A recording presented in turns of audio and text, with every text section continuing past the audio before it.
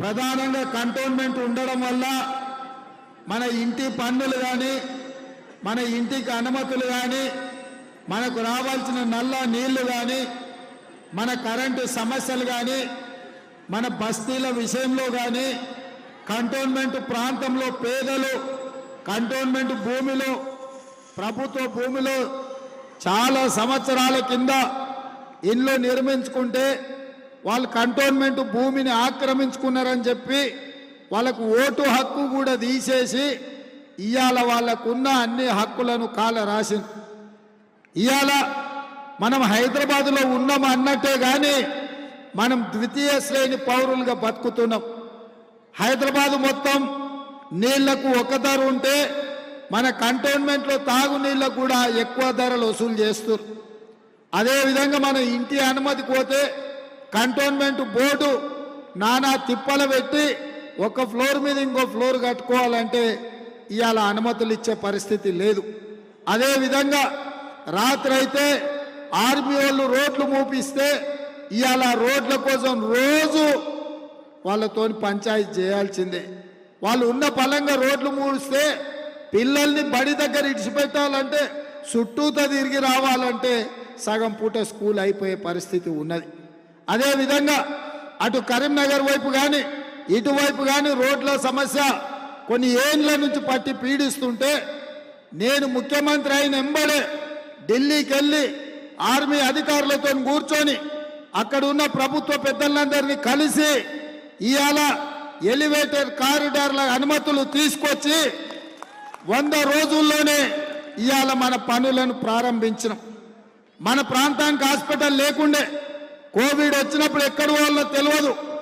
125 సంవత్సరాల క్రితం ఆనాడు బ్రిటిష్ వాళ్ళ కాలంలో మొదలుపెట్టిన బొల్లారం హాస్పిటల్ని 10 కోట్ల రూపాయలు సొంతంగా వివిధ కంపెనీల ద్వారా సేకరించి ఇవాళ బొల్లారం హాస్పిటల్ని కూడా మనం ప్రారంభించి పేదోళ్ళకి ఇవాళ సేవలు అందిస్తున్నాం.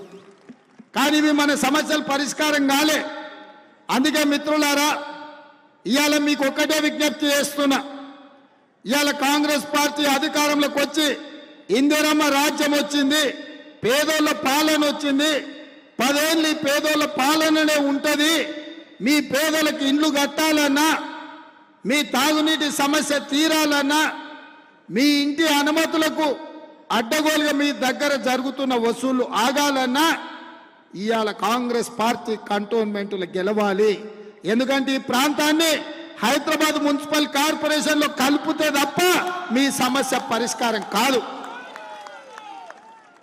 నేను ఎందుకు చెప్తున్నా అంటే 5 ఏళ్ళు మీ అభిమానంతో మీరు ఎంపీగా గెలిపిస్తే గల్లీ నుంచి ఢిల్లీ వరకు ప్రశ్నించే గొంతుకనై మీ సమస్యల మీద కొట్లాడినా అయినా మీ సమస్యలు పూర్తిగా పరిష్కారం కాలే.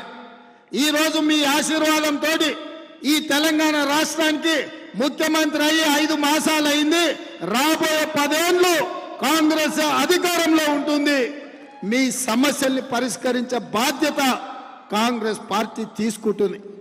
మరి నేను మిమ్మల్ని అడుగుతున్నా, మీ సమస్యలు తెలిసినోడు, మీ బస్తీలో ఉండేటోడు, ఎప్పుడు మీకు అందుబాటులో ఉండేటోడు శ్రీ గణేష్ ఇవాళ కాంగ్రెస్ పార్టీ అభ్యర్థిగా మీ ఎన్నికల్లో దిగండు.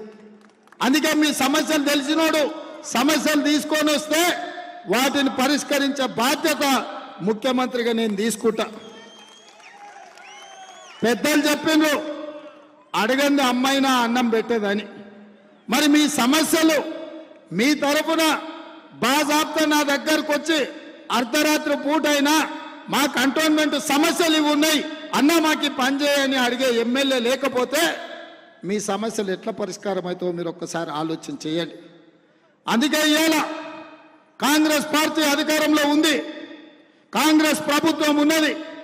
మీ సమస్యలు పరిష్కరించగలిగిన శక్తి కాంగ్రెస్ పార్టీకే ఉంది. అందుకే ఇవాళ మా అక్కల్ని మా పెద్దమ్మల్ని ఇవాళ నేను స్పష్టంగా అడుగుతున్నా, మా కమ్యూనిస్టు సోదరుల్ని ఇవాళ మద్దతు చేయడానికి వచ్చిన మా సోదరులను కూడా నేను అడుగుతున్నా, ఈ ప్రాంత సమస్యలు పరిష్కారం కావాలి అంటే శ్రీ గణేష్ కంటోన్మెంట్ అసెంబ్లీలో ఎమ్మెల్యేగా గెలవాలి. అప్పుడే మీ సమస్యల్ని పరిష్కరించే బాధ్యత కాంగ్రెస్ పార్టీ తీసుకుంటుంది. గణేష్ గెలిస్తే మీకు బోనస్గా మైనంపల్లి హనుమంతరావు గారు మీకు అందుబాటులో ఉండి సేవలు చేస్తాడు.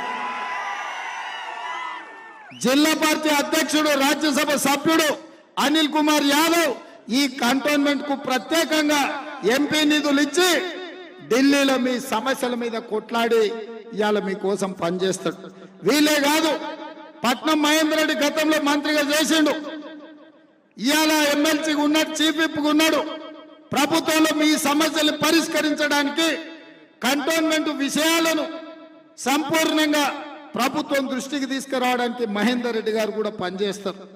ఒక్క ఓటు వేస్తే మీకు ఇంతమంది పనిచేయడానికి అందుబాటు